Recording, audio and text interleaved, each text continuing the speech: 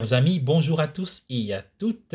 Nous sommes aujourd'hui le mercredi 22 février 2023. C'est le jour de l'entrée en carême, appelé le mercredi des cendres. L'évangile est tiré de Matthieu et les textes sont très riches, Saint Paul, et puis le livre du prophète Joël, avec cette grande interpellation: retournez au Seigneur de tout votre cœur. Voilà, c'est une nouvelle saison, la saison du carême. Pendant 40 jours, les chrétiens vont se préparer à Pâques. C'est une période généralement appelée une période de conversion, avec ces trois piliers, nous appelons les 3 P: la prière, le partage et la pénitence. Chacun pourrait tirer ses résolutions, mais l'essentiel, c'est de toujours rester scotché à ce qui donne sens à ces résolutions, ce pourquoi on fait des petits sacrifices. Nous allons essayer d'en dire un petit mot pour rentrer dans la spiritualité même profonde de ce temps de carême qui nous est proposé.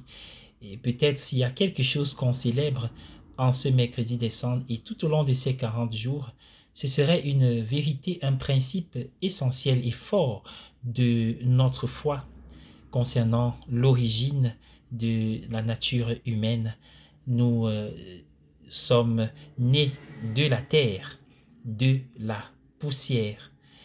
Il ne s'agit pas pour nous de plonger dans une spirale existentielle de l'insignifiance ou du mépris de notre nature, mais peut-être plutôt de tomber dans l'émerveillement et l'admiration, l'action de grâce pour se dire: je suis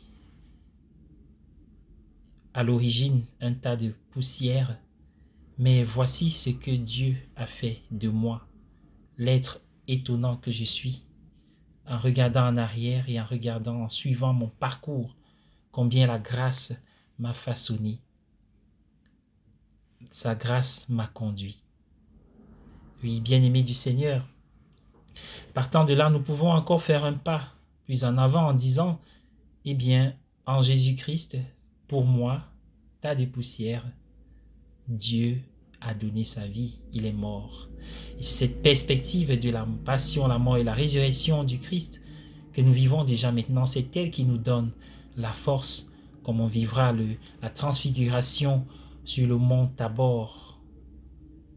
Bien-aimés du Seigneur, le carême est une période où nous sommes appelés à revenir au Seigneur à travers des sacrifices, à travers des résolutions importantes, mais qui doivent toujours être scotchées au sens profond de ces résolutions.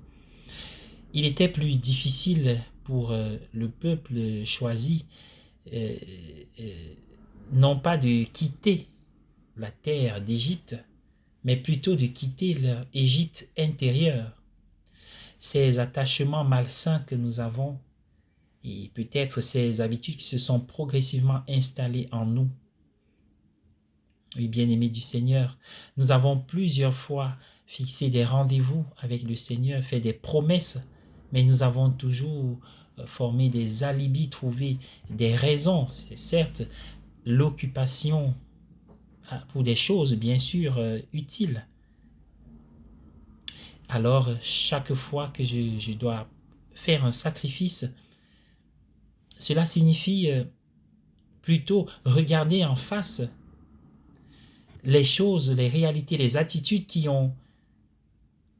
occupent de manière démesurée de la place dans mon cœur, dans ma vie, dans ma famille. De pouvoir les revoir, les renouveler, les revisiter, afin que Dieu occupe la place qui lui revient, au cœur et au centre de notre vie. Voilà le sens de l'effort du carême que nous allons vivre, choisir, chacun de manière délibérée. Nous avons plusieurs idées de défis spirituels, mais il s'agit d'un véritable temps de combat spirituel. Et pour pouvoir revenir au Seigneur, parce que c'est une question du cœur qui doit devenir ce qu'il est c'est-à-dire le sanctuaire de Dieu. Nous pouvons partir de plusieurs exemples dans l'histoire du salut, dans l'Écriture, histoire de retour au Seigneur. Et l'évangile de ce jour nous dit comment le faire dans la discrétion, car Dieu voit dans le secret. Et il y a une récompense derrière qui n'est pas du fait de notre mérite, mais du fait de notre disposition à la grâce de Dieu qui travaille, qui est première en toutes choses. Et c'est cette grâce qui a travaillé, par exemple, pour parler de ces illustrations, le fils prodigue qui avait quitté la maison paternelle, il s'était éloigné de la chaleur, il avait perdu l'odeur, le goût de la maison familiale qui lui manquait maintenant. Alors il avait, n'est-ce pas, les mains vides et le cœur tout malheureux, jusqu'à ce qu'il revienne. Ce retour par la confession, par autre chose, déjà la reconnaissance de son état est important. Un autre retour, cette fois-ci non pas vers le Père, mais plutôt vers le Fils, c'est celui du lépreux qui parmi les 10 a été guéri et qui est revenu. Comme quoi il y a des blessures, il y a des situations que nous pouvons combattre par nos seules forces. Nous avons besoin de l'intervention de Dieu. Et une fois que nous sommes guéris, n'oublions pas qu'il y a la perspective du salut à embrasser. Car ce 10e lépreux a été non seulement guéri comme les autres, mais aussi sauvé. Et comme dernier exemple de retour, c'est le retour vers l'Esprit Saint. Vous savez, c'est l'Esprit que Dieu a soufflé sur le tas de poussière. Et c'est l'Esprit qui pourra nous rendre vigilants, nous aider dans le discernement et par ses dons nous aider à avancer. L'Esprit de Dieu redonne vie ou donne vie à ce tas de poussière. Et une fois transformés, ne retournons plus chercher les poussières de la vie. Cherchons ce qui nous élève, les réalités qui demeurent éternelles, et attachons-nous à celles-là. Alors, le retour au Seigneur, vers le Seigneur, cette conversion n'est possible que parce que Dieu, en Jésus, a lui-même fait le chemin de retour. De grand qu'il était, comme dit Philippiens, il s'est anéanti, il est devenu semblable à nous. Il a renoncé à ses richesses et il nous tend la main. Nous pouvons donc le suivre en saisissant sa main. Plusieurs fois, nous avons donné des rendez-vous au Seigneur sans tenir, mais cette fois-ci, le temps de carême, c'est Dieu lui-même qui nous tend la main. Il nous invite à nous réconcilier. La réconciliation avec Dieu, avec nous-mêmes, avec le prochain. Ce retour n'est pas une ascension, ce temps de carême, vers la gloire, de l'autosuffisance. Nous avons besoin de rien, nous avons tout. Mais c'est un chemin de descente dans l'amour vers l'intérieur de nous-mêmes et vers les autres. L'intérieur de nous-mêmes pour reconnaître que nous avons besoin de sa miséricorde, de son amour, de Dieu. Descente vers les autres pour les servir, les aider, car si nous inclinons la tête en ce jour pour accueillir, recevoir les cendres, nous serons appelés à l'incliner davantage, plus bas, pour laver les pieds des autres à la fin de ce carême, le jeudi saint, et tout au long de la vie chrétienne.